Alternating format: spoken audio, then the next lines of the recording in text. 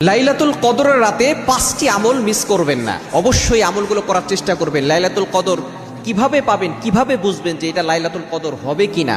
নবীজি সাল্লাল্লাহু আলাইহি ওয়াসাল্লাম জানিয়ে দিয়েছেন যে রাতে আপনি ইবাদত করে অনেক মজা পাবেন এবং যে রাতে অনেক বেশি গরমও থাকবে না, অনেক বেশি ঠান্ডাও থাকবে না, এরকম যদি রাত হয় এবং সেটা বেজোরের রাত হয়, বিশেষ করে রাসূলুল্লাহ সাল্লাল্লাহু আলাইহি ওয়াসাল্লাম বলেছেন তোমরা শেষ দশকের বেজোরের রাতগুলোতে লাইলাতুল কদর তালাশ করো। 21-এর রাত, 23-এর রাত, 25-এর রাত এবং 27-এর রাত, 29-এর রাত, এই রাতগুলোতে আপনি অবশ্যই প্রতি রাতে আপনি আমল করার চেষ্টা করবেন। এই 5টি আমল ভুলেও মিস করবেন না। নাম্বার 1, 1 নম্বর হচ্ছে দোয়া পড়া। নবীজি সাল্লাল্লাহু আলাইহি ওয়াসাল্লামের কাছে আম্মা জান আয়েশা রাদিয়াল্লাহু তাআলা আনহা জিজ্ঞেস করেছিলেন, ইয়া রাসূলুল্লাহ, ইয়া হাবিবাল্লাহ, আপনি যদি লাইলাতুল কদর পেয়ে যাই কি আমল করব? নবী সাল্লাল্লাহু আলাইহি ওয়াসাল্লাম বলেছেন তুমি একটা দোয়া করবে, আল্লাহুম্মা ইন্নাকা আফুউন তুহিব্বুল আফওয়া ফাআফু আন্নী।